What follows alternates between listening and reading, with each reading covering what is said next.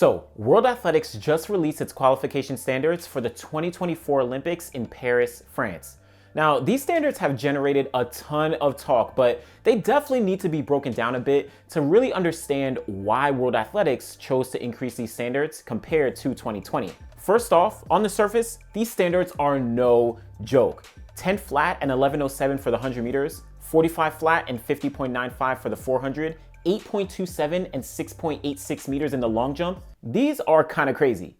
In 2022, 30 men in the world broke 10 seconds in the 100 meters, 33 women in the world broke 50.95 seconds in the 400, and in the long jump, only 8 men and 11 women were able to surpass the now 2024 Olympic standard. Yes, I know that you have to hit that specific mark and not necessarily get under that time or farther than the mark, but just giving some context on how challenging these standards actually are. But what does that exactly mean? If you don't run 10 flat in the 100, you can't go to the Olympics?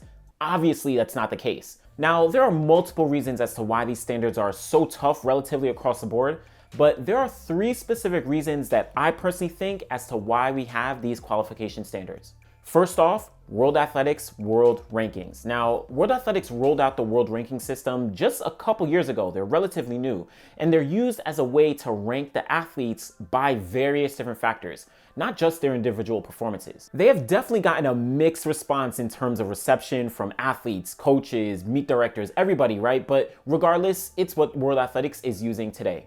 Though in theory, a ranking system actually is really smart, but in practice, especially because of the sport that we're currently in, it just doesn't work as expected. Certain meets can get you more points than other meets, which can lead to certain athletes not being ranked high enough because either they didn't compete or simply couldn't compete at certain meets throughout the entire season. But again, regardless, World Athletics wants to ensure that certain athletes qualify to the Olympics through the world ranking system. Their goal is to have 50% of athletes qualified based on the standards and then another 50% qualified based on the ranking system. So that would kind of further explain why the standards may have looked so much tougher, at least on the surface. Now, is it fair?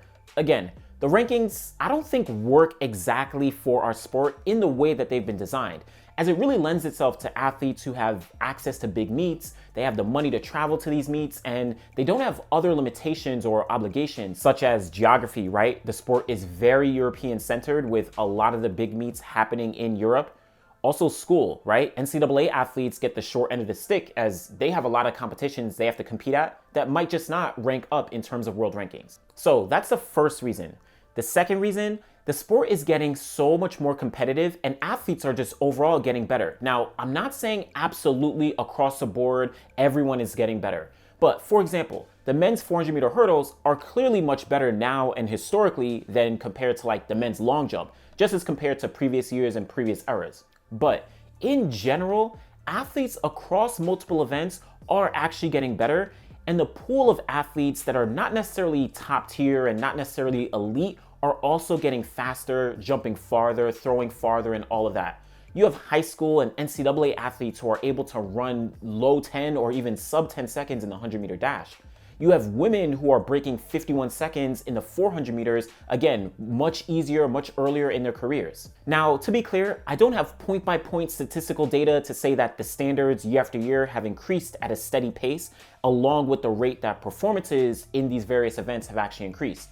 But in general, the standards year after year have gone up incrementally, which falls in line with advancements in other places in the sport, right? Shoes, nutrition, training, education, understanding, all these different things, medical, all these things increase the performances in our sport, and standards have also been going up along with them. Just for a bit of comparison, these are the Olympic qualifying standards for every Olympic Games in the 21st century since the year 2000.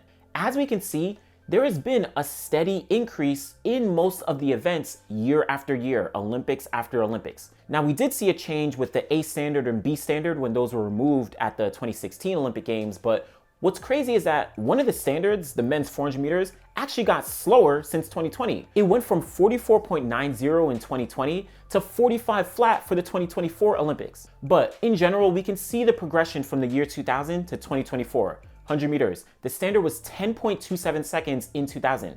Now it's 10 flat. Again, we should see the standards steadily get tougher as the sport and the athletes improve along with it. So That's the second reason. Again, I definitely probably put my opinion a lot into it, but that's just what I think. Third reason, again, at least my opinion, is to push the athletes. Now, this may be a hot take, I don't know, but I think setting high standards is a good idea, especially for certain events. Check out the video I did recently talking about the different eras of the men's 200-meter dash.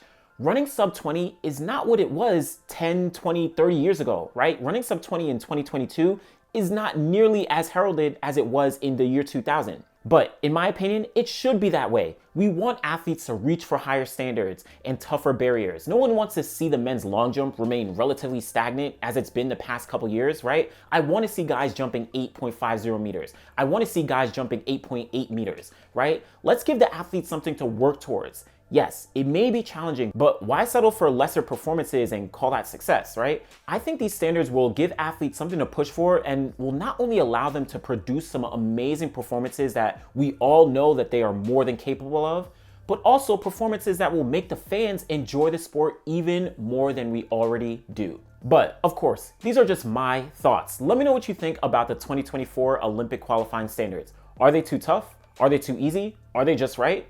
Let me know what you think in the comments below. Make sure you like the video, subscribe to the channel, and be back again next time. Thanks for watching.